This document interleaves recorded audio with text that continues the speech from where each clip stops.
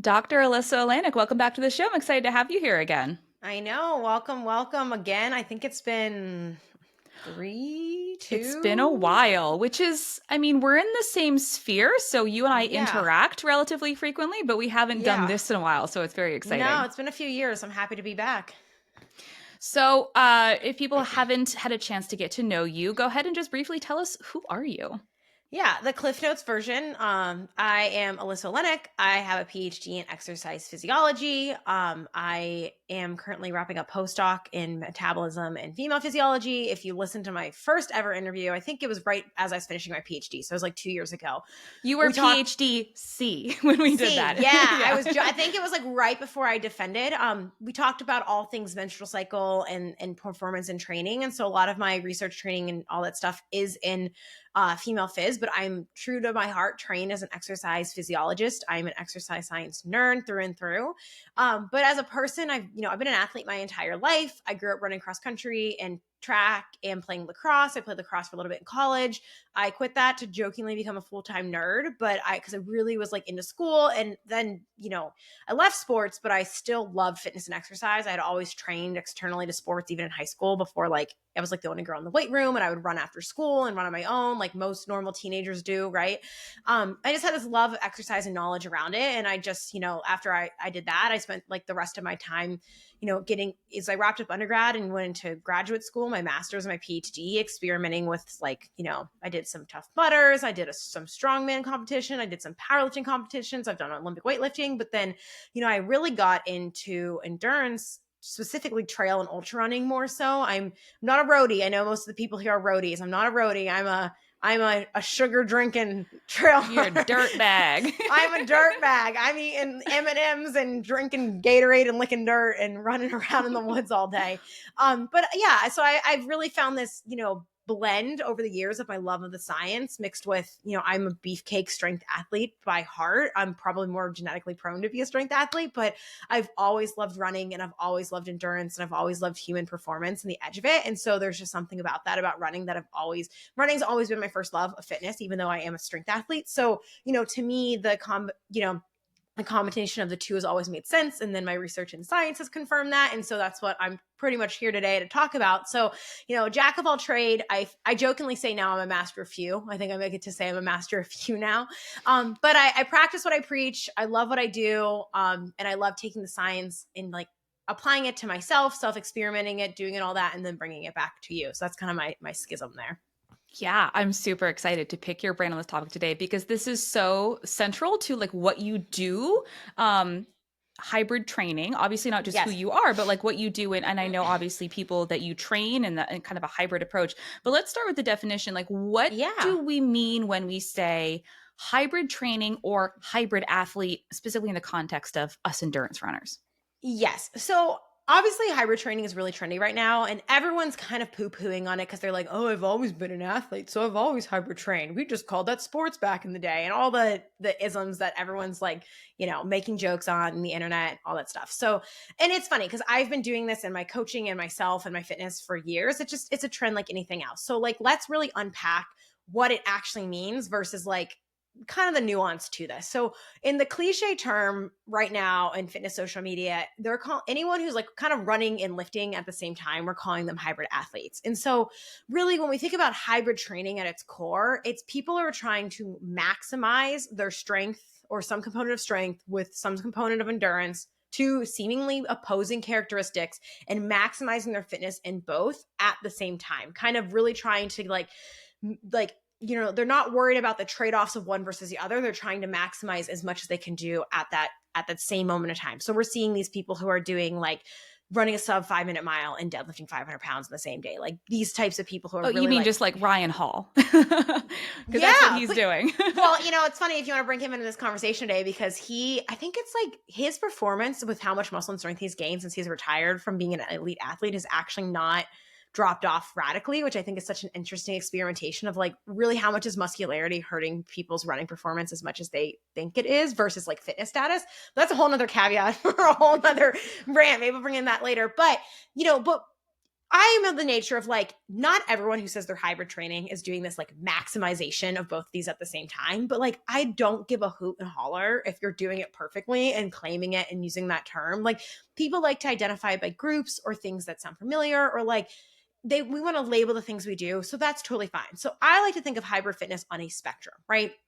This, when we think about this on like the scientific level, we just call this concurrent training. And it's just a fancy way of saying you are keeping two seemingly opposing training characteristics, which is a fancy way of saying like two things that seem opposite or aren't the same stimulus in the same program for the same day, week, or training cycle. Like, that is essentially concurrent training. So you're concurrently doing two things at the same time in your program in some way or another. And typically athletes do this, right? This is where everyone's like, this has always been athletes, strength and conditioning. And it's true, right? I think the fitness industry, this is more of a runner's podcast. So I think that the strength side of the industry forgets that it's strength and conditioning. And the running side of the industry forgets that you probably need some strength for many reasons, whether that's performance or not, right? Like, there's a lot of benefit to that. And so, whether you want to call it concurrent training or lifting for runners or general cardio, I think it's just so much easier to put it on a spectrum, right? Hybrid training or concurrent training is on a spectrum. And so on each end, we have the extremist, the I only do one things, like the I only do cardio, I only run, I only do endurance, I don't do anything else but endurance training. And then you have the I only strength, I'm only a powerlifter, I'm only a bodybuilder, I don't do really any formal cardio. And like, that's the very, very, very extreme sides of these things. I think everyone in the world should exist at least one step in the middle zone between those. So then we have the next step in. For most of you here, it's going to be the people who, I'm still predominantly an endurance athlete, a runner. I care about running, triathlon, whatever it is that you do, but I incorporate strength training into my routine for health, performance, or general well-being benefits as part of my training, but it isn't overtaking all of my training or like a main goal of that. Similarly, on the other side, we have like the lifters who are like, hey, I'm just doing enough cardio to not die of preventable disease or to stay healthy or allow myself to like be more athletic and well-rounded. And that's that next step in that other side. And then you have the middle where it's like, I'm trying to maximize both of these at the same time. And most people probably fall somewhere to the right or left. Most people aren't truly trying to maximize that, but some people are nowadays. It really is a thing. And I think that's super great. Or, what I really encourage people to think about, because we'll talk about this later, is like, you might have times where you're shifting along that spectrum depending on your goals, or I like to call it a seasons approach of things. But when we're talking about hybrid training, just going back to that definition of what, you're asking me, it's really just like combining two things in your program in one way or another. And if you're a runner, you don't have to say I'm a hybrid athlete. You can just be a runner who does strength training. Like, that's totally okay. That doesn't have to be hybrid.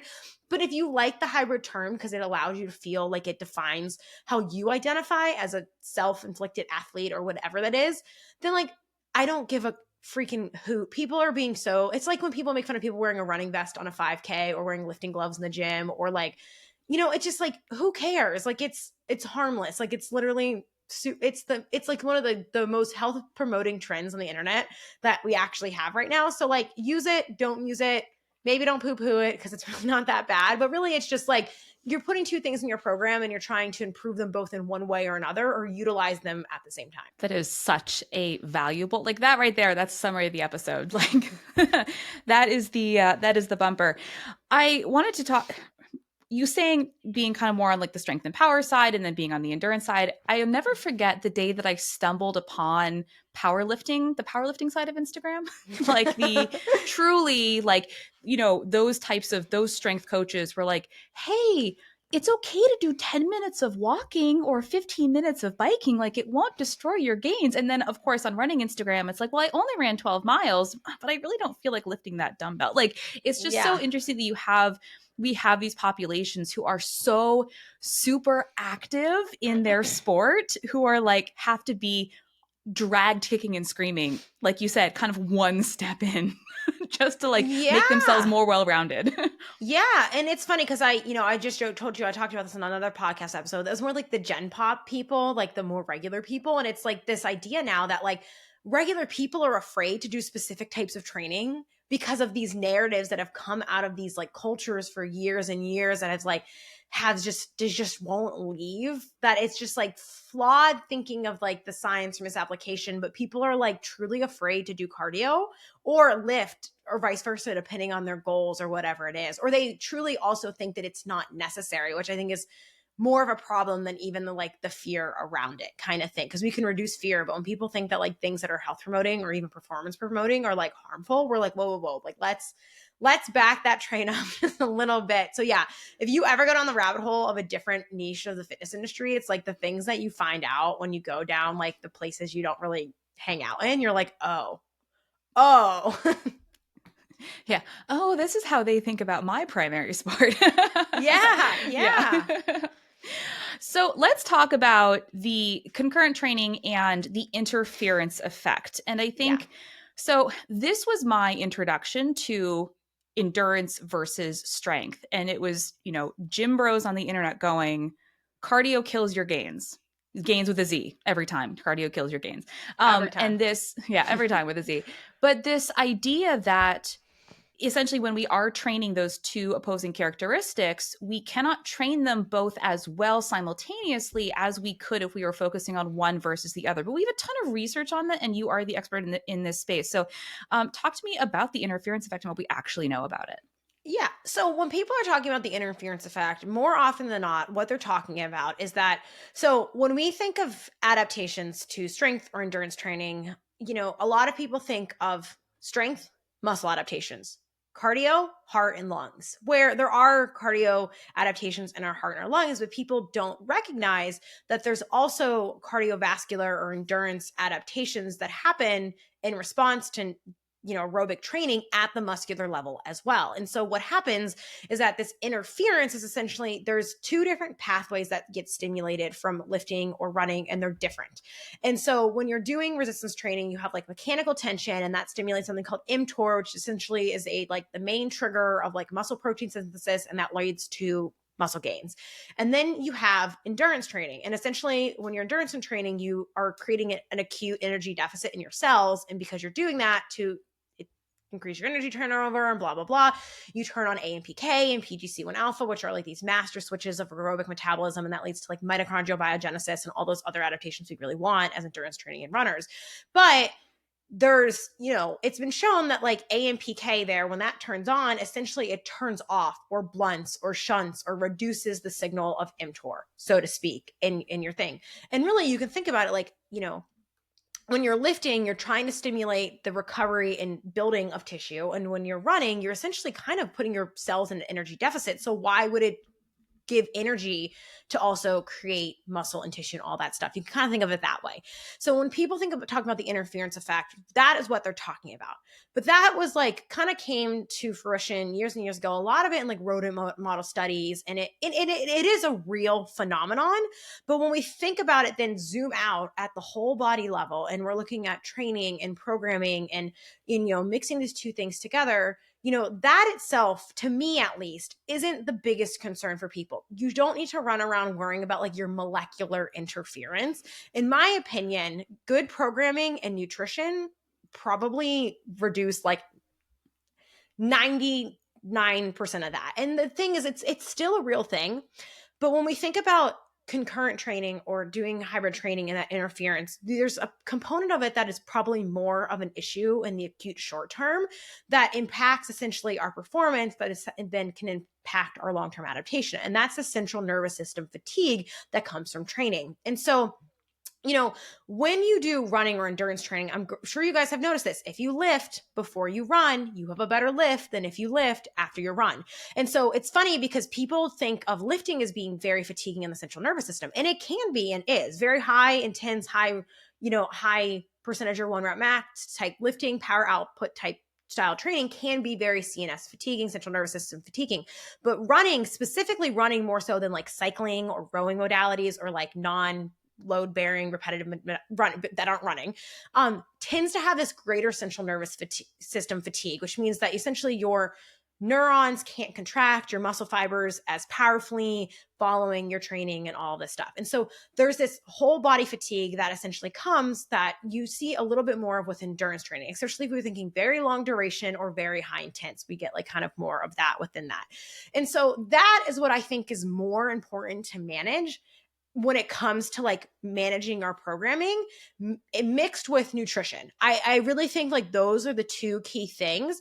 There's a million and one ways to set up a week of training, and there's definitely going to be like more ideal things that we can think about with this.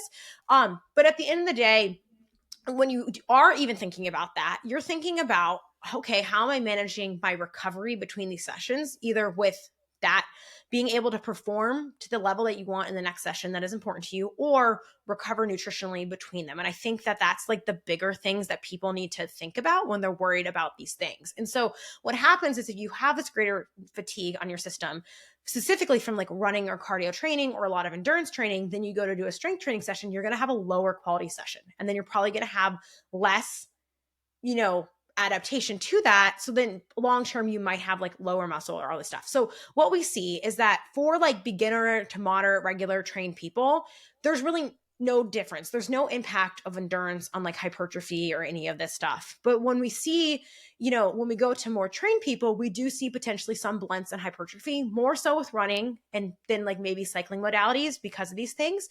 But we really don't actually see a lot of negative performance and negative impacts the other way around, from strength and lifting to running performance. And so I see it more as this like whole body fatigue and management of volume and recoveries and what we can handle, more so than it is specifically the modes themselves. And what I think is, because it's tricky, because it's like the more you do and the more you can recover from, the more you can handle. So that interference level for you is going to be lower if you're at a lower level of training, versus as you get fitter, you can do more and more and more. But when you think about your fitness and training status, like you can get better at two things simultaneously for a very long time until you're pretty elite, or you're running out of either resources or, for most lay people, time in their week to allocate towards what they would need to do to keep making progress in both. And that's where most people they can't balance the two because they only have so much time to give to their goals, rather than they don't have the physiological resources to keep adapting if they were able to give more time to that goal. And so those are the things that people need to think about. It's like, yes, these things are true, and we do see this. But, coming from the runner side of things, because most of you guys are runners here, we really don't see that decrement. And one, it's really blown out of proportion by the fitness industry in general, even for strength training and hypertrophy. Yes, if you're a high level power and strength athlete, don't train for a marathon while you're in competition phase. Like, yeah, obviously don't do that. But if you meet the exercise guidelines, you're not going to kill your gains, and you might live a little bit longer, and actually your performance might improve. But we don't see those negative decrements going kind of the other way to endurance or training. Yes, there's an argument to be made that if like you're training to look and be built like a bodybuilder, that might not be as optimal. But like, how many of you listening to this episode really are looking and training to be that way, unless you are defining yourself as a hybrid athlete and actually wanting to optimize both those things, and you're accepting that you will never be like 100% of your max best at either at the same time. But like, most of us are really not ever going to be 100% of our max best at any of these things anyway, and we have to remember that at the end of the day. And so that's kind of like my spectrum caveat there to make sure we kind of capture everyone. But that's what people are talking about. But really, like, if you're keeping your sessions independent of each other on separate days, or separating them out by hours, or being well fed between them, you don't need to worry about that. Like, that it's not like your body has a direct on-off switch. It's kind of like a molecular soup of different things being stimulated in your muscle and all that stuff. And, we might have some acute decrements from it, but we really just need to think about not just maintaining that fatigue and what we can handle and recover from in an acute period of time. But when we think about hybrid training specifically, or getting better at both, or being able to handle more of both, of a long-term game, I think people forget, like, yes, you might not be able to handle like as much of both right now, but your goal long term should be able to increase that base or volume of what you just think about. Like, if it's funny, on the other podcasts I do, I usually I like make references back to like lifting physiology, but like here I'll make them to running physiology. Like think about the volume that a beginner runner can handle versus a marathoner, right? It's you have to increase that floor of what you can handle and be able to recover from and do. And it's the same thing when you're having two things in your training. You have to think about like the energy you have to allocate to both of these things, where your fitness level is and or what you're adapted to, more than anything. And then it comes from there is like, how much time do you have? How can you lay this out and how can you fuel this? And those are things that I think you are more important than worrying about like this molecular interference. I know like the question was just about the interference, but I just went on my tangent there of like what really is important. Cause I know like it's, if I sit here and talk about cell signaling soup, people are like, okay, why do I give a heck and hoot? But then it's like, this is what we actually really need to think about. And I personally think more about that management of fatigue and nutrition than the cell stuff any day of the week. What I like to call what you're just, first of all, yes, love it. Thank you for going on that tangent. What I like to call what you're describing is I like to call it your training tolerance. Like your goal is to increase your training tolerance so you can tolerate more training. And I'm sure you use the example of, hey, you're training for a marathon. It's probably not the time to go for this like really aggressive strength goal. And, when I have athletes who ask me about that, and I'm like, hey, look, like you probably could, but at what cost? Right? Like, do you have the training tolerance? Do you have the bandwidth to do both those things at the same time and do them both well and not burn out while doing it? And which one is actually your primary goal? And when you're marathon training, it's usually the marathon. And so, I think people take that away and say, oh, I shouldn't do these, really more aggressive lifting programs while I'm, when I'm training for a race. And that's not what we're saying. It's that, understanding what your primary goal is in your current phase of training and then how much tolerance you have overall for training, and then just being realistic about your capability. Because, and I'm sure you see this all the time, it's great to have aggressive goals, but if you don't have a realistic understanding of your ability to dedicate the time it's going to take to reach those goals and you overcommit, then you're going to end up sliding backwards rather than moving forwards. Oh, I could talk all day about this subject, but that's another podcast for another. Maybe we have a coaching chat one of these days, like tough love with Doc Liz. Yeah, no, it's exactly that. And the thing is, like, if you want to train to peak your marathon and peak your lifting at the same time, that's going to be a different approach than training for a marathon and maintaining strength versus like, vice versa. But that doesn't mean that you have to like wholly give up heavy strength training during that time. You just might not be peaking for the biggest 1 rep max of your life at that period of time versus like adjusting the goal where like, I want to see the heaviest I can lift while also doing this thing. But like, those are still different goals, right? Like peaking your marathon and your deadlift at the same time is a different goal than just peaking your marathon versus like just peaking your deadlift. And that's that hybrid spectrum, right? That I think that's where those goals start to fall along. But people also need to go, like maybe in your first marathon cycle, you're not maintaining, maybe you have a hard time maintaining that peak strength, that first marathon cycle, but like we're thinking about long-term progress and you spend an off season developing that strength, getting stronger. And guess what? You maintain a higher level of strength into that next season. And then maybe eventually, you are maintaining a level of strength you never thought you had to begin with while also race training. And that's the goal long term. But that's where I really think people forget to like focus on not just the training season they're in, but like really when I talk about hybrid training, I like to remind people, and it's the same thing with running, like all things in fitness, but I feel like running is one of those sports where you really have to be in it for the long haul to really see like years and years of fitness build. And hybrid training is kind of that same long game kind of way. Like you're not thinking about like your max fitness in just the next 3 months. Think about it in the next 3 years, because you're going to be able to build that tolerance of both those things kind of in a stepwise fashion more often than not. And then you can do more of both at the same time because you have a higher floor of fitness. And that's when you can start thinking about like, okay, can I maximize some of these at the same period of time? But if you're too weak or have too poor aerobic fitness, you're going to have a really hell of a time trying to peak two things at the same time. If that is your goal. So we talked about the interference effect and what it actually means. Let's talk about like the benefits of doing both. Yes. What are the benefits of being a runner who lifts and being a lifter who does cardio? Yeah. So for me, my bias, guys, is I see everything through the world as a trained exercise physiologist, but I'm also like a metabolic health person because of this. And so when we think about like what is the best way to train for metabolic health, everyone's trying to biohack, everyone's trying to repackage fitness in this fancy way. It's a mix of strength training and endurance and cardio training. We want to have a decently high aerobic fitness status, which most of you here are probably trying your best to work towards that.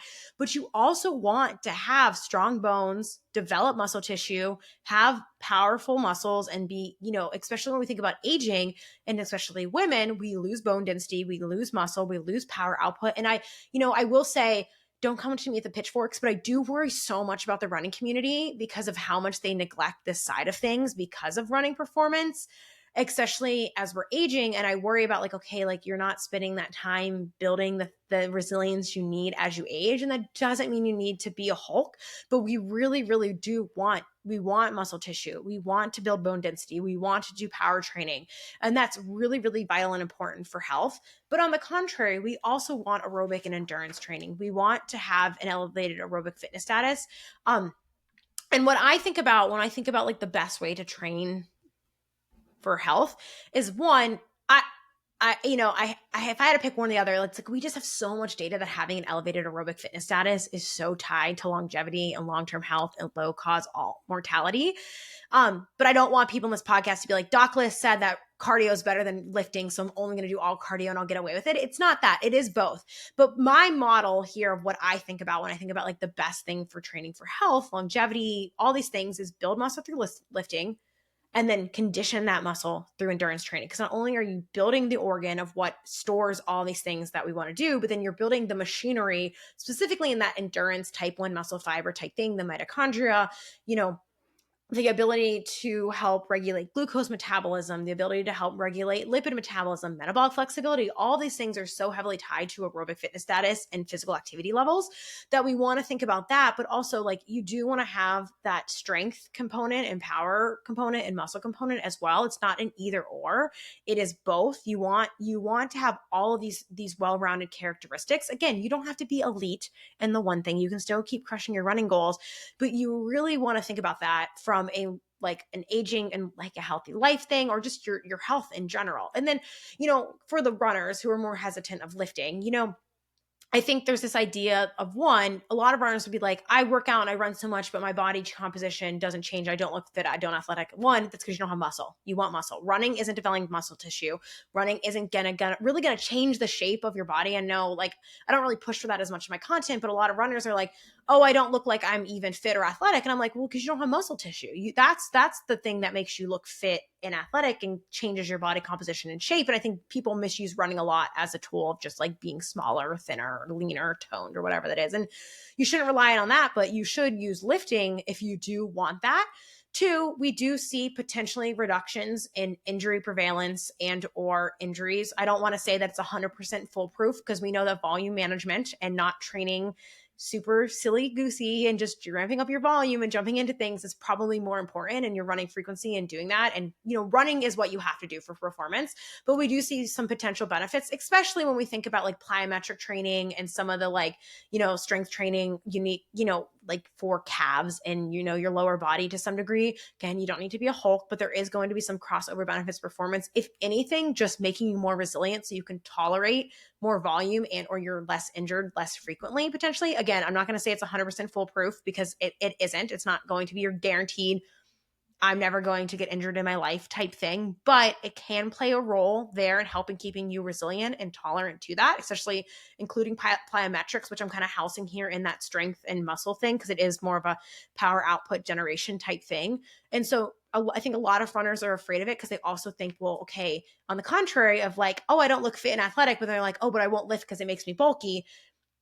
Muscle is very, very hard to build. It requires a lot of energy, a lot of food, and a lot of fuel. And I would argue that the biggest reason people kind of counter cardio for gains is that when you are doing high volumes of endurance training, as you guys know, that requires so much energy and or food to fuel that, let alone the food beyond that to kind of develop muscle tissue. So one, it's not going to be just like, oh, I touched a weight and I blew up from these things, but you do want to build some muscle tissue, but it's not going to make you bulky or huge or any of that stuff. You can, within reason, just train for strength and not put on a ton of mass if you want to do that. So don't worry about that, because the muscle you gain from that is benefit for you metabolically and from a health standpoint. And then on the contrary, for the other people, the meatheads, the lifters, the people who are afraid to do cardio, one, your phosphocreatine system recovers with the aerobic system. Don't forget that. So like if you're winded or you are out of breath between lifting sets, good indication you need cardio. But when we think about health, it's not just having a lot of muscle and a lot of power output. It's also that muscle being aerobically fit and capable, and development of that because of the regulation of glucose and triglycerides and how it interacts with our whole body metabolism as well. So it's really not an either or, but we just want to at least get the minimum standards from a health standpoint. We want to have even like a slight increase in aerobic fitness status from like very low to like regular low itself has like drastic improvements on long-term health outcomes. You don't have to be an elite marathoner, but you should be able to do like 30 to 60 minutes of some sort of sustained cardio, even if it's easy type thing, or do something like that. So, those are my like counter arguments to like both sides of the spectrum there for everyone. Like the amount of endurance you have to do for it to really start to harm your gains and all that stuff is so much more than I think people realize it is. And contrary, the amount of lifting you have to do for it to be like really impairing your performance, all of this stuff is probably more, or you'll get to a point where you specifically start to care about your adaptations in lifting or strength and recognize that like, oh, I actually really specifically want to train these characteristics, which I think most people should to some degree. But you always have the decision of like, you're never going to accidentally run a marathon and you're never going to accidentally deadlift 300 pounds. Like you kind of can still titrate these things to make them make sense with your goals. There are some running coaches in the space who are wrong when they say runners don't need to strength train. You just need to run some hills. It's the same thing. The end. I would love to hear your thoughts. This is the running community's like parallel statement to lifting with a high heart rate is cardio. This is the equivalent of the running community's version of this. The mountain legs, the hill legs, you just need hills. Hills are great. Hills are fantastic. You are having to use more power generation to drive yourself up hills, but it is not the same as the lifting stimulus. Yes, run hills. It will make you a stronger runner. Trust me, I'm the trail runner here. I am pro hills. I have done so much hill training that like you wouldn't believe it. But it's not going to be the same as the stimulus that we talk about, going back to those muscles here, right? Just like lifting with a high heart rate isn't cardio because you're still stimulating that one pathway. It's the same thing, but opposite. So lifting is driven by either mechanical tension. So you're essentially putting stress and stretch on the muscle from the load that you're doing and going through that range of motion. And that mechanical tension is what triggers and drives those adaptations in the muscle cells. Or you're increasing strength because you're increasing your body's exposure of load over time. So it starts to use its nervous system to recruit more muscle fibers to produce more force. Those are the two different types of adaptations that are coming from strength training. If you're running up a hill or doing hill training, you are not doing this type of, you're not eliciting this specific type of stimulus that we need for either muscle hypertrophy or growth or strength. So it is not the same thing. It does not replace running. Does it make you strong? Yes. As a runner, yes. Like it's building that capacity to handle hills, and hills are great for developing speed and strength relative to running is what I'm trying to say here. But it is not the same thing. And I think it's just such a disingenuous way of like, it's like everyone who's a bodybuilder saying that walking is enough for cardio. It's like, well, you want to do something formal here. It's like everyone's trying to find a replacement for the work of what it actually is. And you can't hack physiology. You can't decide that something is something different because it's not giving this the same physiological stimulus of what it's doing. So I think it's disingenuous to sell it as a replacement for strength training.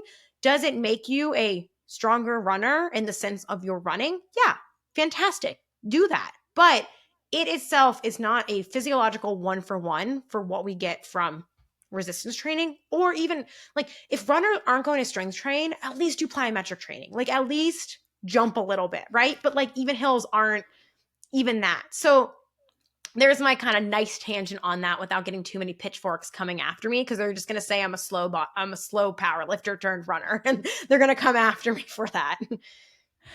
Thank you for the whole like the hacking.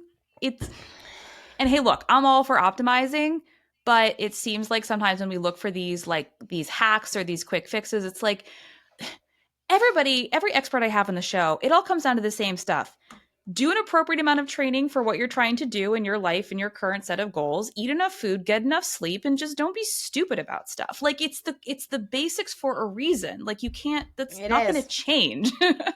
No, and it's so true. And it's like, I think it's like because runners want to hear that. They want to hear they don't have to strength train because they hate strength training. And I'm going to tell you right now, if you're a runner who hates strength training, it's because you're doing these running specific strength workouts that are underloaded and really subpar and not interesting and not engaging and not even remotely like exciting to do.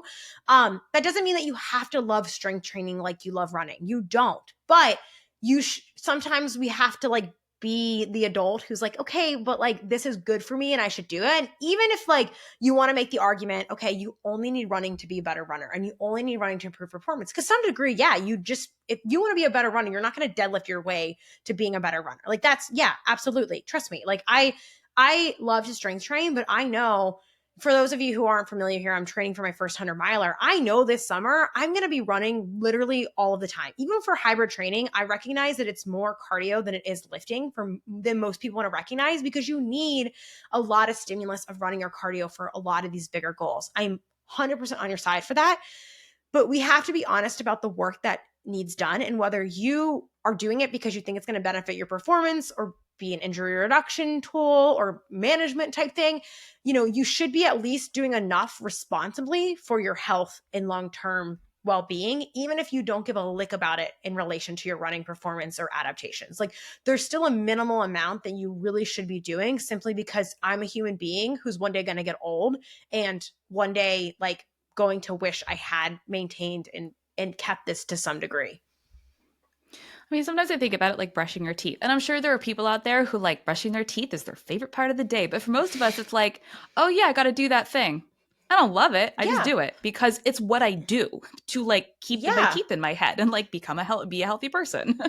Yes. Yeah. And it's just, I totally sympathize with the runners, not because I think also like there's this disingenuous view from the lifting side of the industry that sells it as like you have to lift 4, 5, 6 days a week for an hour each to get gains. And it's like, and then you have the running community who's like, you just need a resistance band in 10 minutes. And like, yes, that is better than nothing, but it's still not like, we can meet ourselves in the middle there and maybe get 2 to 3 full body quality sessions in per week that are 30 to 45 minutes or even 20 minutes, depending on your time, but making sure you're like, loading things appropriately and actually hitting the things you need to hit without it kind of just being kind of passive and going through the motion, or like having to be your whole life and replace the fitness thing that you do love kind of thing. And I think that, that's where I try to like bring more, like I try to bring good strength training and programming to like, at this point in time, the majority of my clients are runners more than anything. I feel like I'm more offering like a running for lifting for runners program and then like a cardio for meatheads people. And like, then you have a few in the clients in the middle who are really like, I'm like, oh, wow, you're so freaking fit. This is dumb. But, they come to it and it's like the first time it's like they've ever had kind of good training that isn't either like the F45 Orange Theory Fit kind of lifting or like the underloaded, here's a glute band and you do it for 10 minutes after your run type thing. And then they really start to drink the Kool-Aid after they see after a few months, oh, I feel better. My runs feel better. My hikes are stronger. I'm recovering better. I'm tolerating a lot more of my training. Like sometimes you just have to drink the Kool-Aid long enough to like trust it and just like, be patient during that skepticism phase of it. And recognize that like, you don't need to train like a power lifter or a bodybuilder like that. The fitness industry makes it seem like that's the only type of strength training.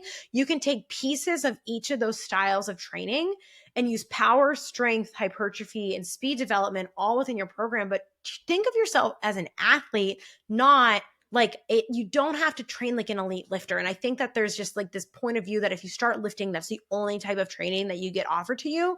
And you don't, but you can take the characteristics of all those things that are good and apply them for what you need for you and what you're trying to achieve. I think there's also an element of doing something that you're not good at as like and it's very uncomfortable. Like if somebody's been running for a Mm-hmm. while, like they're, if they feel really comfortable in different distances and they're like hitting their goals and they're like, yeah, I'm pretty good at this, however you define Yeah. that. And then they're new to lifting and they're not good at it, right? However you define that. Like I struggle Yeah. to do the exercise with correct form. Like my weight selection is super light right now. It feels awkward. I kind of don't know what I'm doing. And that's a really uncomfortable place for a lot of people to be. Like, why would I, how can I convince myself to stick with this for long enough so that I'm no longer a beginner and I get more comfortable with it so that I can see the benefits? Because, when we're new at something, it's going to feel awkward, but that's how it's supposed to feel because you're new. Yeah. Yeah. So, one, my thing with all things fitness, running, lifting, just general human fitness, is the thing that you hate and suck at is the thing you need to do. Your weaknesses are weaknesses for a reason. And the more you ignore them and the more you neglect them, the bigger of a problem they will be eventually down the line. And I think for all of us, right? The workouts that suck the most are the ones that we should be doing the most, right? Like, listen, I can run in zone 2 for an eternity. I'm an ultra runner, Oh, right? stop, you're bragging. No, I swear to God, I have a hard time getting myself to train in these higher heart. And granted, I just came off of a year of like injury where I really couldn't run fast at all. So I just only did zone 2 for like my entire injury recovery. So it's funny now that I'm adding in speed work and I'm like, oh, like this sucks. I'm bad at it. I'm not good at it. I've lost so much fitness coming out of that phase of what I did. And but I need to be doing it because I suck at it. That's what I need to be doing and including because I lack fitness or capacity in this space, right? So that's an obvious sign of like where I lack and what I know I need to do, right? It's really easy. I'm like, oh, I'm just going to run easy for the rest of my life. And I could do that, right? Like whatever, no one's going to die doing that, but it exposes me, right? Like it exposes me of what I lack. And I'm like, oh, this is a pretty good indication of like what I need to develop and do. And as runners, we know this, right? We might be really good at long distances, but really suck at those short distances. And that's usually a sign that we should probably spend some time developing that. And that might even translate to improving the other things that we are naturally good at, right? Same thing goes with like if you suck at strength or power or coordination or whatever it is, like that's a good indication that you're like, maybe I should develop this. And I think more runners start to view themselves as athletes, and athletes are able to be, they have that coordination and that reactivity and that power output. And granted, you're not going to always, as runners, especially if you're more genetically prone to it, you might not be the quickest, speediest, snappiest person on the block. And that's okay. But like, don't look at those things as signs that you suck or failures. Rather, this is the point I'm trying to get at. Look at them as opportunities of growth and to get better kind of thing. So look at them as spaces to improve rather than places where you suck, right? So like now I really shifted my mindset because for a while there I was dreading my speed workouts. I had so much stress and intimidation around them because I'm like, oh my God, I'm not good at this right now. And like the thing that helped me with that, like I'm giving the runner examples here, is like just gave myself permission to do them less fast if I needed to. Right? I just gave myself permission to do it less fast because that felt more comfortable my first few weeks of easing back in. And then, as soon as you get into the workout, you're fine. You end up bumping up your intensity or speed or hitting your targets or whatever you're doing as soon as you kind of break that threshold of just getting yourself do the same thing with your lifting. You do not need to go in the gym and be a master or an expert on day one. It is so unfair to yourself to put that expectation on yourself, but don't look at that as just a constant reflection of where you suck. Think of it as opportunities of where you get to get more fit and improve yourself as a person or a fit athlete or a fitness enthusiast or just a healthy human across the board, and look at it with curiosity of like, how can I get better? Or how can I improve this? Or use it as just like exploration of skill, and don't put so much pressure on like being good at it in the first even couple months. Like it doesn't need to be perfect because at that point in time, everything you're doing is a stimulus. Think about the first time you trained for a race. Everything worked. Doesn't matter how shitty of a free PDF plan written in Comic Sans you got off the internet in 2011. It worked because you did something, right? Like, because it doesn't matter. You don't need to refine those specific like marathon training, speed workouts for advanced runners aren't what you're giving the person training for their first 5K, right? Same thing for you guys going into the gym right now. Like, you need to just get comfortable and confident more than anything. Start there. That's my biggest thing with beginner lifters. It's like, don't worry about doing anything perfect. Get comfortable and confident. Practice going through things. You don't even have to have a perfect structure right now. Play with different machines, play with different types of things. Granted, don't do too much randomness, because if you're a runner, you will get sore and then you complain about your tired legs. But like, just keep it curious. I know that's like, people are going to be like, she told me to do random workouts. No, I'm just telling you to like, you don't have to be like regimented and perfect to begin with. And so I encourage people to like lead with curiosity. You're going to have like newbie gains, and your nervous system is going to adapt over the first like 6 to 8 weeks. So you're going to be like an uncoordinated baby deer. And then every week that you keep going, you will get better. That central nervous firing and recruitment of your muscles gets better and better at that every single week that you do it. And then from there, like, you don't have to start at the heaviest weight that you can possibly lift. You can ease into what feels comfortable and go from there. And the biggest thing too is like, I think especially females more than males, I think this is more of a predominant theme I see. But I think runners have this too, where like, you know, people are so worried about the perfect form, but lifting's a skill, right? You will not walk into the gym and have perfect form because you don't have that neuromuscular coordination or recruitment or skill and exposure of doing that, right? So you need to keep doing it in order to get better at it. It's not going to be pretty or the most perfect thing on day one.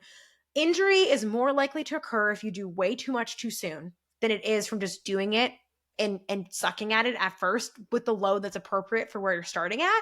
I think that people, because social media paints this black and white, like injury, not injured form. And it's not like that. It's a spectrum. Yes, there's going to be improved form or ways that we can make our lifting more efficient, but you're not necessarily guaranteed that if you're, I'm at 50%. Kona, come here. There, I have a dog. She's new. Yeah, she's new. So it's not like, I didn't do this at 100% perfect form, I'm going to be injured. It doesn't work that way. You have to go and get better at it over time. And I think that's a very scary thing for people.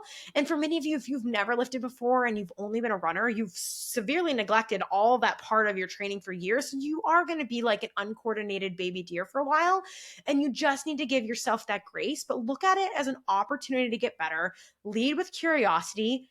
Humble your ego, right? Like, it sucks, humble your ego kind of thing. Because I guarantee if a brand new runner came to you and said, well, I'm nervous because I'm intimidated, like, I don't have the right form, like, what's the right shoes, like, what should I do? Like, you'd probably be like, hey, listen, start with less, ease in, build up confidence, then we can build and refine. And it's the same thing, right? So that's what I would encourage you to just reframe your mindset around that. Think of it as an opportunity. And then from there, like, once you start to kind of get used to it and refine and all that stuff, like, then you can get more specific or improve, or just use a program that eases that into it. Shameless plug. I offer this, but like, there's plenty of other good resources out there too as well. But I think so many people think, well, I'm going to do this thing, so I have to go do it perfectly. And I'm like, you don't have to do it perfectly, because it's never going to be perfect, because we're humans who we're not elites. So it's never going to be perfect, but it has to just be good enough. I love that you mentioned studios like F45 and Orange Theory. And I'll tell you kind of where I come down on these types of classes. And I would love to get your perspective on this in the context of what we're talking about today. So when somebody says, I do like a circuit, I go to Orange Theory Fitness and I do a traditional, like, whatever the classes are, like, you sprint for a little and then you do some like stuff with weights and circuits, and like, it's high rep, low rest, that sort of thing. That is something where, if you're talking Gen Pop, if that's your fitness, you're getting that in 3 times a week, yay, that's awesome. But we start getting more specific in our fitness goals, and we're talking about being endurance athletes. We're running 5Ks, 10Ks, halves, fulls, ultras. How does a class like that fit into your training as strength training? Yeah. Does it? So this is the same thing. Think about like this for runners, right? Sometimes those classes can count for running. Sometimes when I have runners that are like regular Gen Pop people who run like recreationally and they want to do those classes, I just say, like, don't do like do that instead of your moderate to high intensity days. That 1 or 2 days you do the class. Replace your speed work, have a snack, have fun. Yeah. That's the kind of what I recommend for that, because it's not a perfect replacement, but it's kind of there and it's a similar stimulus, but you still need to run outside of that. Similarly with those classes, I think it depends, because I do think Orange Theory now has some specific strength classes people can take. So if you're not taking those, look into those. I've heard they refine some things to have this, but it's really, that stuff starts to just become like kind of lifting conditioning, where it's not really enough to be a cardiovascular stimulus without the running or rowing or biking that's going on in these classes. But then it's also not enough to be a strength stimulus. So what I would encourage you to do is, if you like these classes from a group training perspective, slow your reps down and increase the weight in the sessions that you're doing. Don't think about doing light and fast. Think about doing heavy and slow. And you can, it's kind of like when I used to do CrossFit, I used to like joke that I would RPE 6 my workouts. And the coach was like, you can't RPE 6 your CrossFit workout. I was like, why can't I RPE 6 my CrossFit workout? Like, I want the general stimulus, but I want a lower intensity stimulus today. So I'm going to like basically zone 2 my CrossFit workout. And it's like, why can't I do that? Right? Like, I don't need the high intensity stimulus today. So like, you can, like, I think people forget when you do these group training fitness classes that you can like make it your own thing. And so, I taught intro to group fitness in when I was in college, and I taught group fitness in undergrad, and I've been exposed to this. Like, I'm not anti-group fitness just because I think from a population level, it is great. But if you do have specific running goals, it might be one of those things where you're like, or just specific fitness goals in general, you might need to say, okay, well, maybe I'm not doing 4 of these a week. Maybe I'm doing 2 and 2 strength training sessions that are more formal on top of this, or I'm swapping this out for more formal strength training in seasons that I can't fit this in. But it's better than nothing, but it's not specific enough, is like the way that I'm trying to nicely say this without discouraging people from doing movement. But if you do want to do it and you love it and it's the thing you're going to do, one, look to see if there's more like strength specific versions of the classes you're taking. I think at least Orange Theory has that. Or 2, can you take the class and make it more of what you need it to be? And that would be heavier weights, slower reps, and, don't get down the rabbit hole of just making it fast. I'm thinking about like when you're talking about this, I'm thinking like these classes are like a spork. Like, it's useful in some situations, and it's definitely better than nothing, but it's not the most specific tool for specific It's types like of eating jobs. soup or cereal. It's like eating soup or cereal for running or lifting with the spork, right? Like, yeah, you're going to get the good chunks out, right? But you're going to lose a lot of the milk, right? Like, you're going to really miss out on the thing that makes it what it is, right? Like, I call it like this Venn diagram where it's like these classes are kind of a little bit of both. I consider them more conditioning than anything. Like, I think if like Gen Pop people are only doing this from a conditioning standpoint and then adding in formal lifting, it's like probably like fine. But I do think that they aren't enough of a formal replacement of lifting. And I do think that there's room to have in some more formal resistance training alongside of that, or in place of that, or at least, making that class, shifting it more on that Venn diagram closer to the lifting side as much as you can when you are in it. So I feel like we could keep talking about this forever and ever and ever, but I want to switch now and talk about how somebody who is interested in or is currently including both, this is the Running Explained podcast, both running and lifting into their routine. And let's talk about it from somebody who's like that one step in on the spectrum, and broadly like, hey, here's what it looks like when you're in season versus out of season, when your focus primarily is running, but you lift to complement your performance and improve your lifespan, et cetera, et cetera. How that differs from somebody who is truly in that middle, I am here to maximize both of these things simultaneously. How does that look? Yeah. So I think the biggest difference is, one, for people who are truly hybrid, to backtrack. For one, hybrid training is a lot more endurance training or cardio training than people think when they're like thinking of hybrid, because you need a high volume of cardio and endurance to really get that stimulus of what you want and need from it. Granted, like, you can define your hybrid. I mean, that's my business's slogan, is like hybrid on your terms, and decide what that means. But if you're truly trying to maximize these things, like, it's a lot of conditioning. It's a lot of cardio. It's a lot of running to really do this. Like, I am no stranger to the fact that volume, to some degree, within reason, is an important component of this adaptation.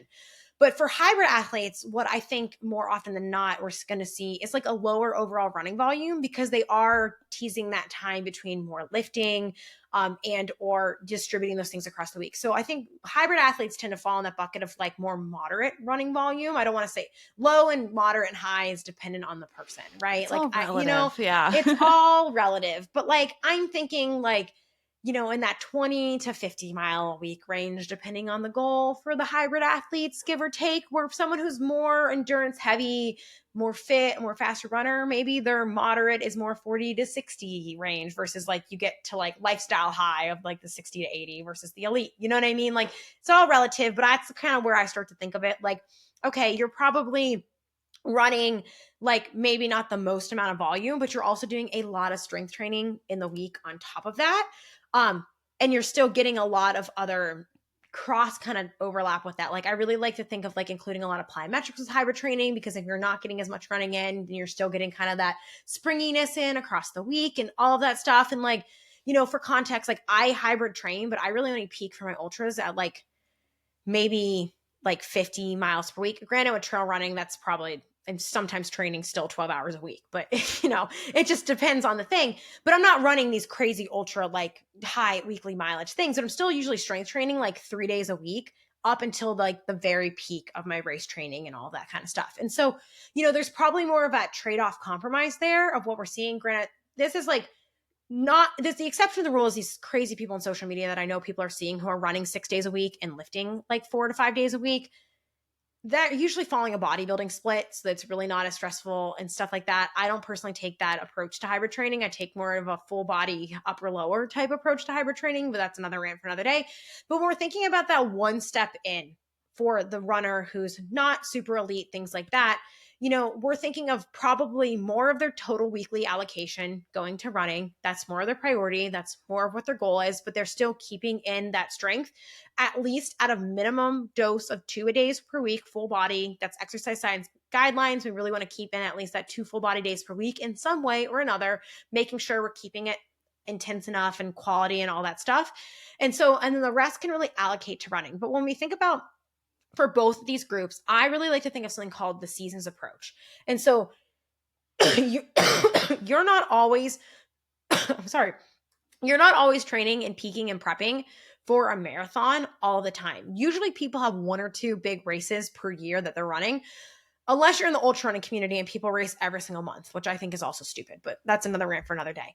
But you're usually having like 1 or 2 main priority races that are part of like a greater season of what you're doing, or you kind of have a lull between them. And so I take approach 4 types of seasons. You have your off season, which is usually you're maintaining running, you're focusing on building muscle and strength, and or you're shifting more of your time and energy into like the gym or cross training or whatever it is you do in your like off season like kind of thing.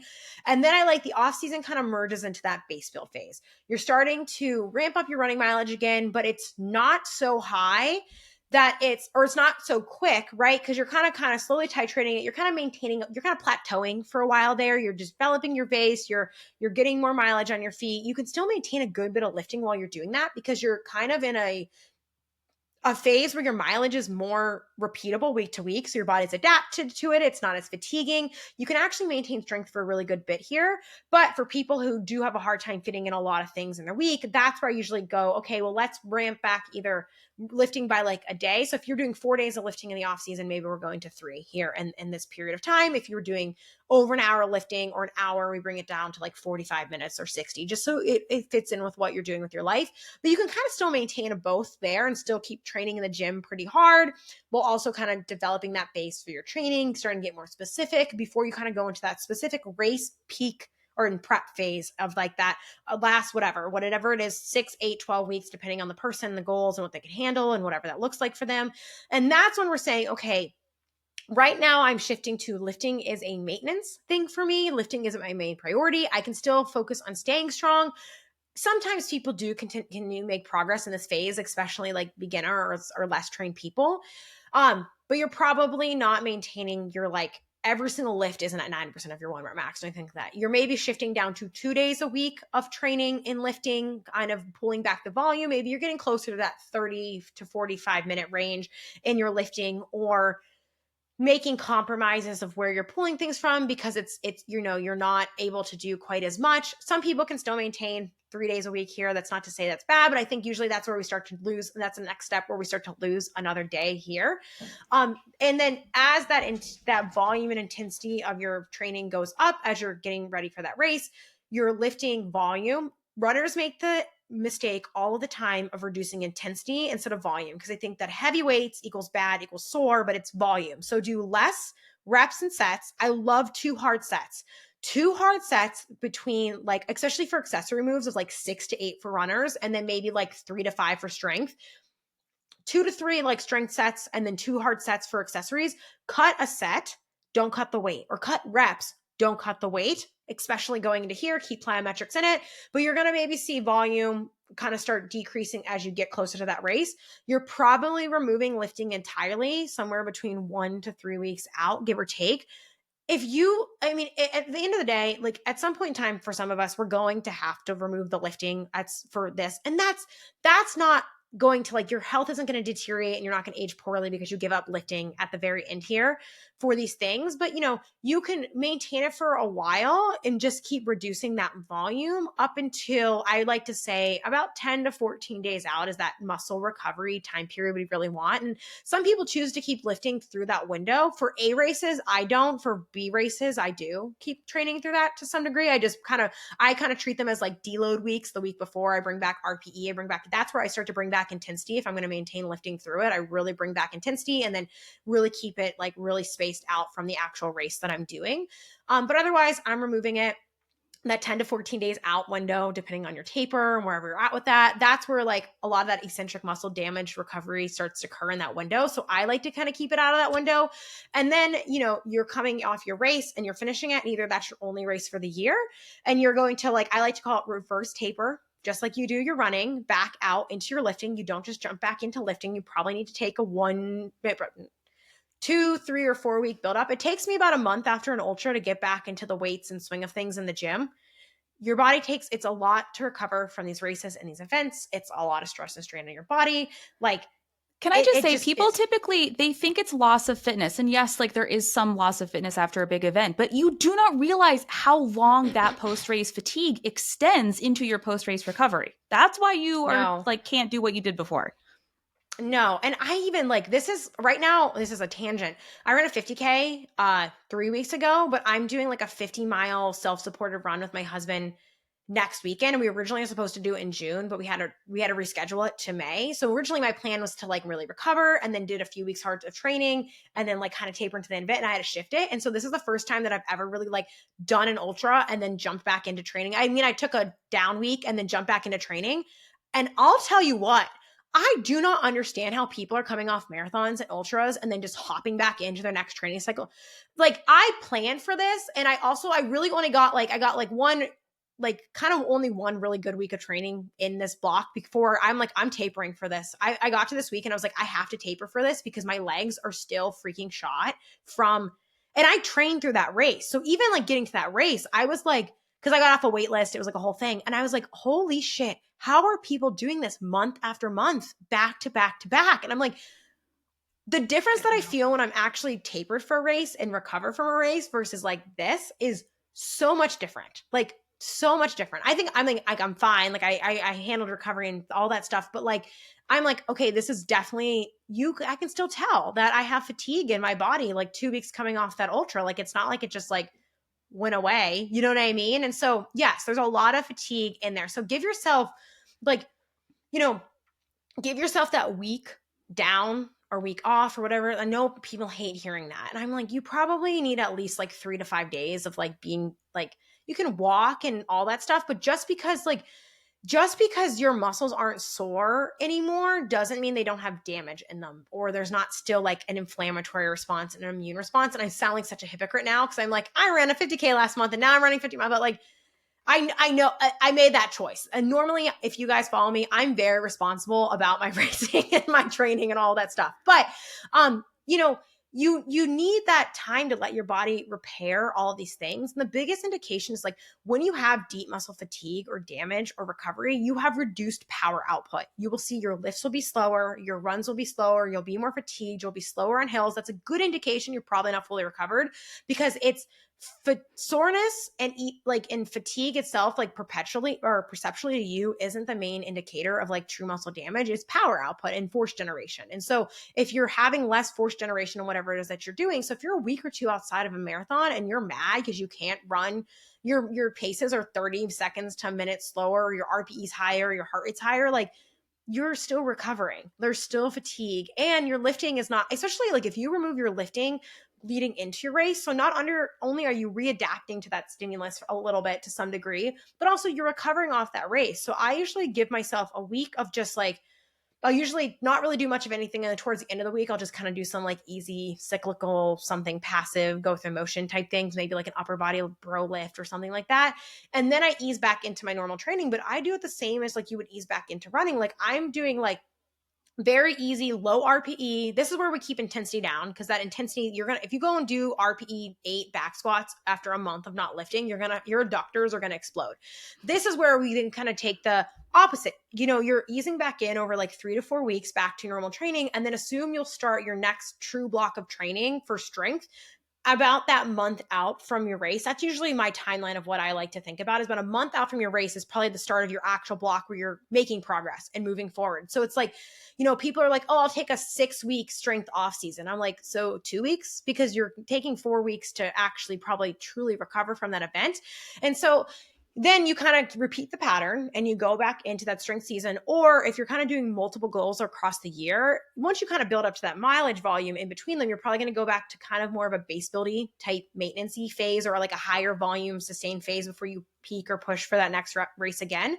And so then you can kind of just shift backwards again after you kind of give yourself that recovery, but then you can kind of go back to bringing in a little bit more lifting again to what you can maintain, and kind of repeating that back going into that race and then going into that off season. So that's the way I like to think about it. I think the biggest difference between runners and hybrid athletes is how much of that lifting they're prioritizing and keeping in, and to the extent of the technicality of what they want to keep in with that, mixed with like the running volume and preference. They're going to be the biggest things there. Where lifters or true hybrid people, they might not care about that perfect taper, and they might want to keep their strength through it up until the week and still heavy squat going into their race. And that's just because that's what they want to do and where they're at, and they might care more about that, right?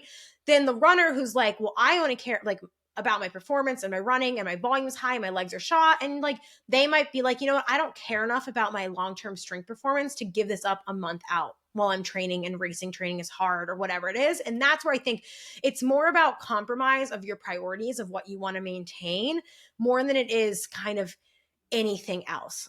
When it comes down to it, I think the difference between those two camps, and it's really going to be then like ratio of overall training of like what you're doing. And I think that there's probably going to be more of that sacrifice of duration of lift or days and frequencies probably sooner for the more running focused people, based off like what they can handle and they do and their preference, especially if we're thinking people who are running a lot higher mileage. Their running is taking a lot of time of their week. They're, I'm running right now 8 hours a week. And I'll tell you what, lifting 3 days a week for 60 minutes on top of that, like I even told my friend, like, who's running for my 100-miler with me, he's crazy. He's so freaking fit. It's stupid. Like it makes me mad. But I was like, he's like, yeah, I think I'm gonna have to cut back from like 4 to 5 days of lifting to 3, but he's already running 50 miles a week. I'm like, dude, how are you lifting? Like, I just look with the time with work and other demands. So it's like, I already know, like, going into this year when I'm, really ramping up my volume and having that focus block through the summer, I know that I'm going to just have to make compromises in my lifting because I need to prioritize a specific goal.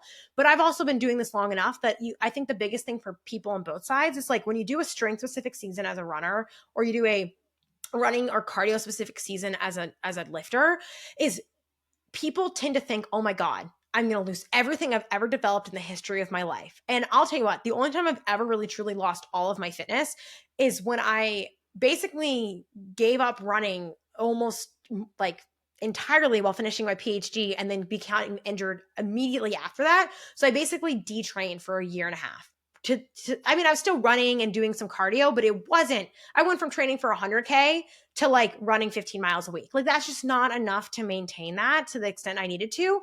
But that was because I like explicitly removed a stimulus to the capacity that I did. And it versus like you leave it in. And really, if you want to kind of maintain, like reduce it by like 30%. So for runners, like think about your volume that you want to, your peak volume, fitness, whatever you want to maintain, and reduce that by like 30%. And usually if you're keeping within that range, you know, you maintain most fitness adaptations within that, whatever that looks like to you. 30% is like the rough rule of maintenance, similar with lifting. But keeping quality high. And the same thing for runners. Like if you are in a strength specific season, your volume's lower, you can probably handle a little bit of quality stuff in there as like maybe a slightly higher percentage than you might normally, simply because your volume is lower and your recoverability is higher within that. So you can kind of toy with those things of keeping some more quality in there or whatever that looks like to you. But you won't lose everything as long as you don't give it up entirely and you keep it to at least enough of a stimulus that it's maintaining it. Or you can spend that time developing another characteristic of fitness that you suck at, like training for a fast 5K or whatever that is, instead of like a marathon or et cetera, et cetera. So that's why, like, you know, if you give it up entirely, yes, you're going to lose it, right? And give yourself sympathy and grace. I actually lost, on the contrary, I lost a lot of strength in muscle size my first few years of training for ultras because I didn't really know how to balance the lifting and running. I came from like being super, super strong lifter, and I probably lost like 15 pounds. And I was I've ranged like on a 20-pound span in the past, but no one would think that because I'm very petite and I've always been lean and muscular. But I dropped down a lot and I lost a lot of muscle because I didn't really hang on to lifting quite like I should have when I was race training, because I didn't really know how to, I was a brand new PhD student and I didn't really know how to balance the lifting and the running and all that stuff. But it was not because I was running, it's because I gave up the lifting. And the same thing when I came off finishing my PhD and my injury, it's not because I was lifting, it's because I gave up too much running. So you just have to make sure you're maintaining enough to keep you to the fitness level that you want to always kind of have as your base fitness, or like your yes fitness is what I like to call it for people. Like the people who like want to spontaneously run half marathons with their friends with no training, you should have a certain level of base fitness than zero. So you can do that in a safe and effective manner. And like, think about what you want that to be for you. That is such a helpful way of looking at this. And something that, as you were describing this, and I just did a whole episode recently on like how long does it take to actually lose fitness, and like it takes so long, like you have to essentially be in a coma to like really lose a lot of fitness really quickly. But the through thread of going through all of this, and this ties back to the beginning of our conversation, is that what I'm hearing and what people really need to understand is that I think the expectation for what people can achieve in the short term is unrealistic, as in like it's not going to happen on that time frame. But the people tend to underestimate what they can accomplish long term. So like you're talking about, yeah, it's going to take you 4 weeks to like ease back into your lifting season. People are like, well, how does that fit? I'm like, yeah, we're talking about, 12, 18, 24 months. Like it just takes more time, and that's okay. I like to say, you can't watch your toenails grow, but they do it every day, and then one day you look down, you got to clip them. Like it's the same thing with every other process going on in your body. Things are happening, just takes a while. Think about like stacking it over time. So I think of hybrid fitness. Like I really like the idea of like titrating it for people because it helps it be more practical. It's like, this is where your fitness is at right now. And for some people it's lopsided, right? They have way more aerobic than they have strength, or way more strength than they have aerobic. And think about, okay, the thing that I suck at, I need to bring up. Like I need to spend some time specifically bringing up that thing that I suck at. Like, and I'm probably going to just have to maintain or decrease a little bit the thing I'm really good at or I like to do in order to make room so I can have the energy allocation or time allocation to bring that up. But then over time, you think about stacking those things. And so for me, it's actually been really fun because even though I gave up way too much running when I was finishing my PhD, and at this point in time, I have to forgive myself for that because that was a really shitty season of my life.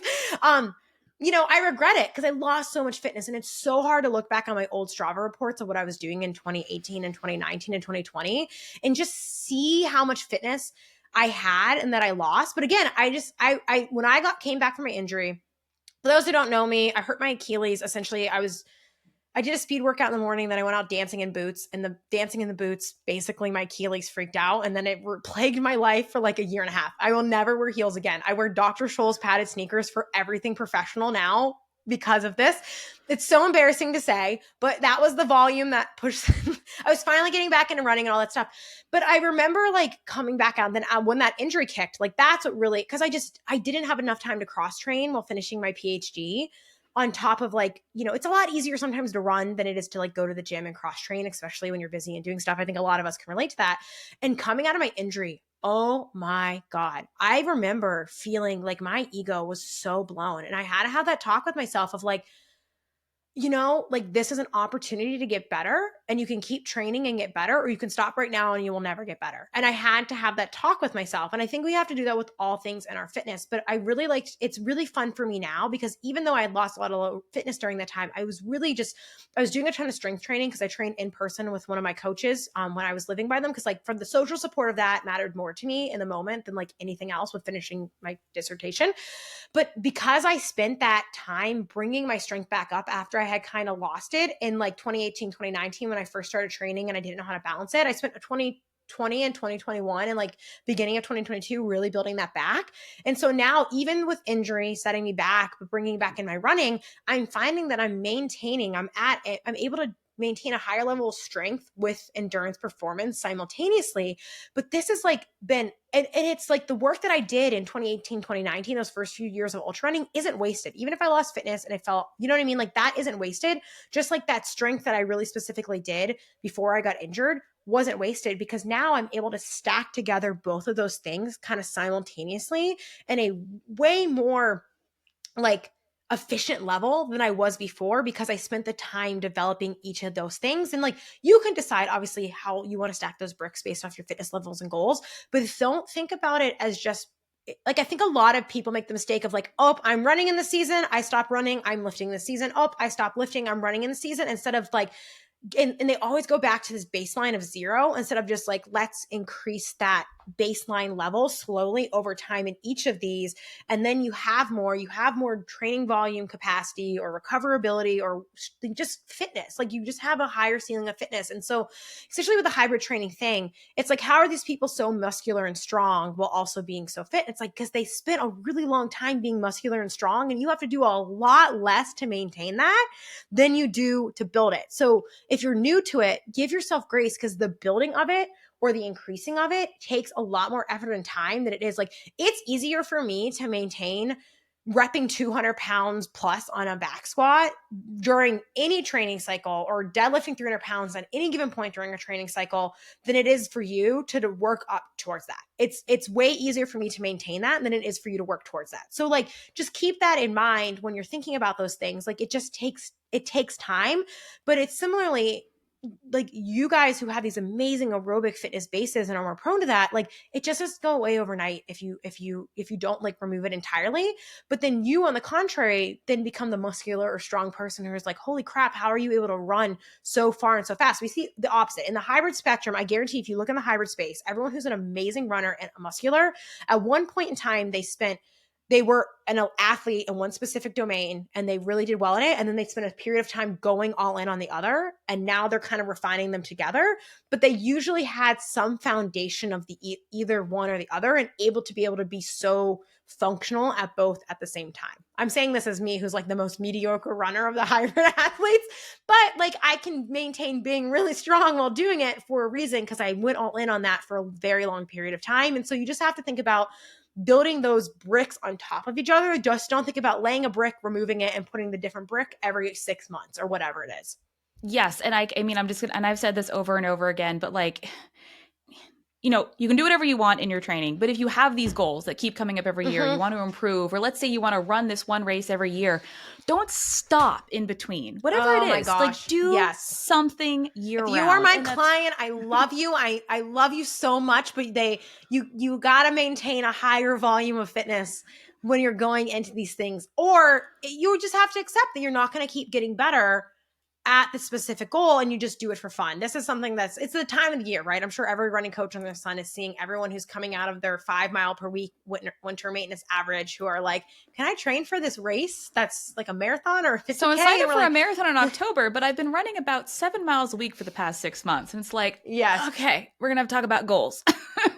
because the goal is Yeah, to yeah. finish. The goal is not get injured in the training, and then the Yeah. goal And is to finish. I mean, I know we're tangenting now, but a lot of hard talks of like, I want to PR this half marathon. I ran it 3 years ago, but I haven't been running the last 2 years. And I'm like, well, let's maybe reframe it to finishing it and PRing it maybe a year or two from now. And it's hard to, I think, we're listening to runners here too. I do think it is hard for people to, I think running is definitely one of those seasonal sports for people. I think lifting is one of those things where people kind of just kind of always do it. Once you lift, you kind of always just kind of lift a little bit.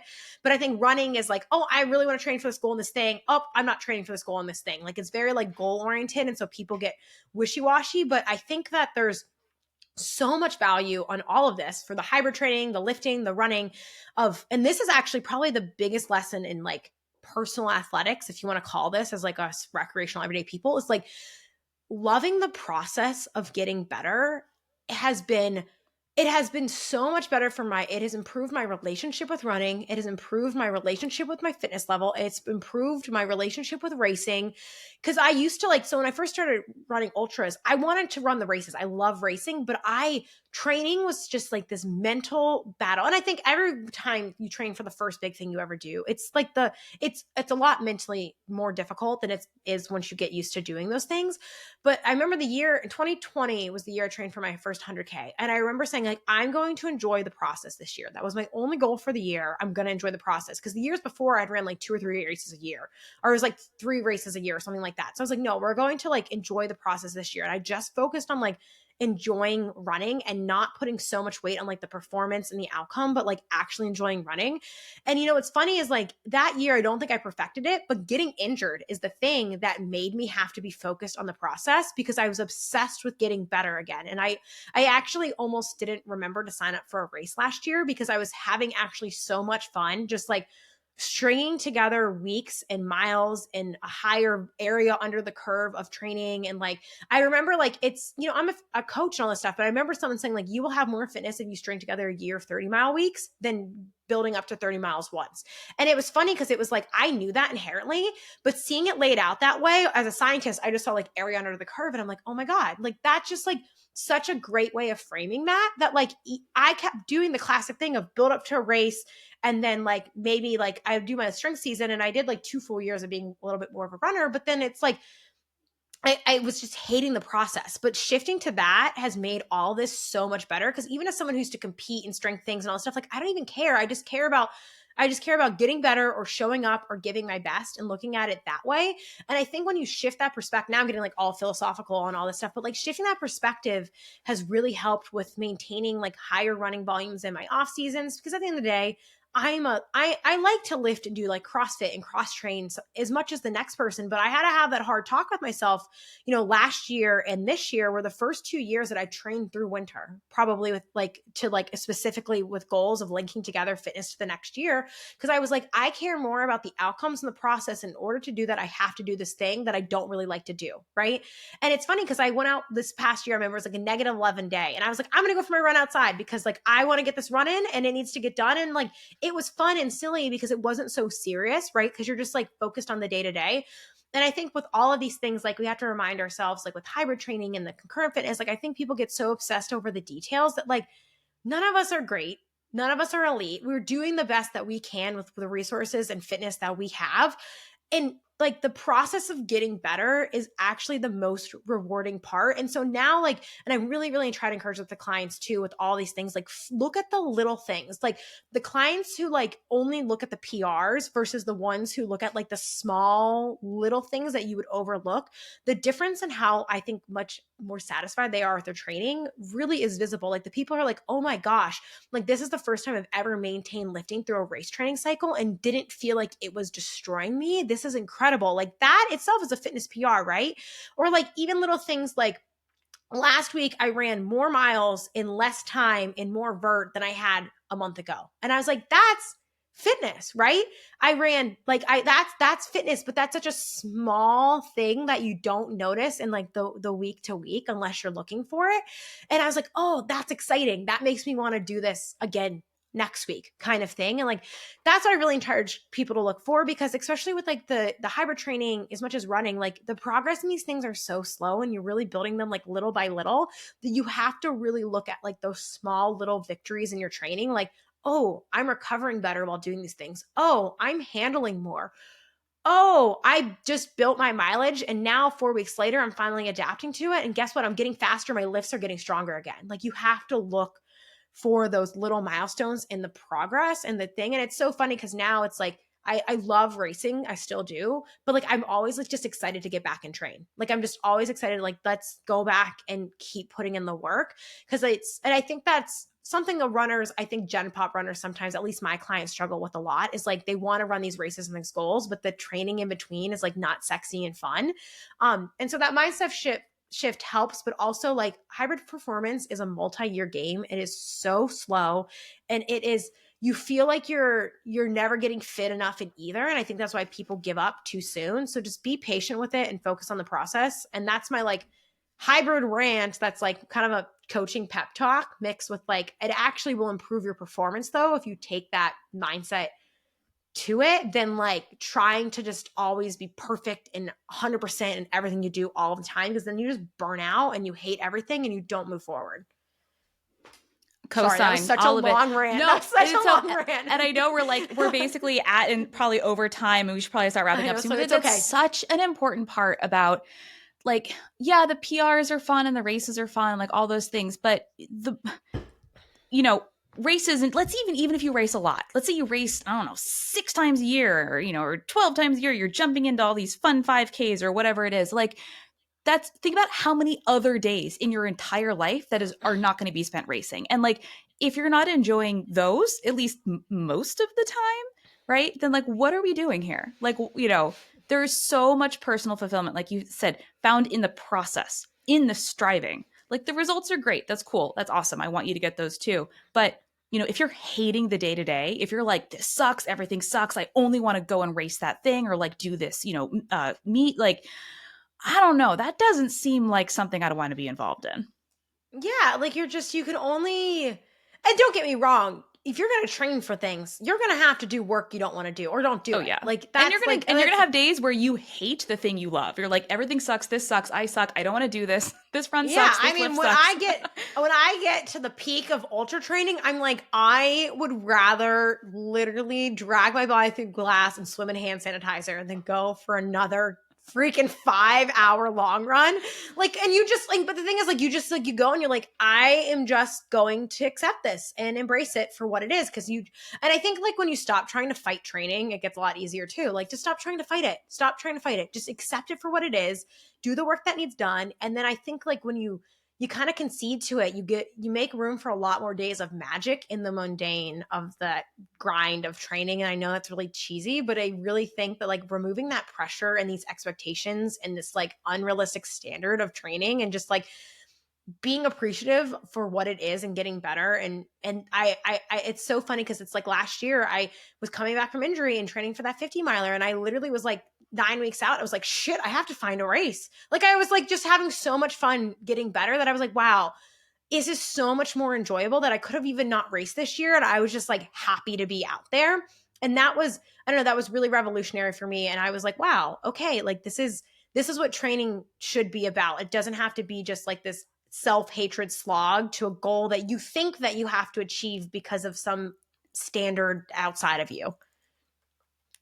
So, Dr. Alyssa I'll Olenick, stop talking. thank you. No, I'm like, I know you got it. Like, you got to get on with your day. No, I'm like, I know. I will monopolize your time if you let me. Oh my God, you're totally okay. I mean, I just have my dog's sleeping. I have to take her to the vet in an hour, but you're totally fine. I thank you for letting me rant at the end here too. Giving my, we can do another one of just coaching grants, because I feel like I have so many just like things that I see, at least in the hybrid space, do my clients, where I'm just like, I got to give the tough love sometime. I call it coaching compassion, where we're like, let's reel it in. So we'll save that for another day.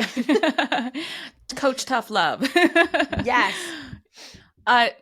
Tell us, if people aren't already following you, figuring out what you do, which is amazing, how people can do that. And I have to say, like, hands down, whenever somebody asks me about anything related to hybrid training, like lifting with a goal in their lifts, I'm like, you want Alyssa, go to Alyssa, go to Dockless Fitness. That's who you want. I probably could help you, but she knows more. Yeah, well, I appreciate that. I do appreciate that. It is nice that, it's nice in the fitness industry to have community versus competition is always well received and well invited, and I'm very, very There much are a so lot of appreciated. people out there. Like there is a group for everybody, right? So there are a lot of people that we're trying to help enjoy their fitness and yeah, community over competition. Absolutely. Yeah, yeah. I mean, exactly. So there's at the end of the day, there's so many people looking for the things that we all offer that like, there's plenty of seats at the table. So anyway, thank you. And to answer your question, I don't even know if you asked it or not, but I know where this is going. I You did. guys can follow me at Dockless Fitness. I hang out mostly on Instagram. Actually, at this point in time, I hang out on YouTube a lot too as well. And I do have a podcast, but I kind of cross post between there and YouTube. It's called the Messy Little Podcast. You can kind of find docklessfitness.com, kind of takes you to all the things. When this launches, actually, I'll have a thelistmethod.com as well. We're launching both, but you can just go to Dockless Fitness and like find everything from there. But I do offer training programs more specifically to that like hybrid training ish niche, but it's really like a lot of runners who want to lift, but really want to maintain more of a true lifting routine alongside their running training, being a little bit more athletic. And it's really built out to that seasons approach that I kind of talked about here today is like, I mean, I kind of developed that myself. TM.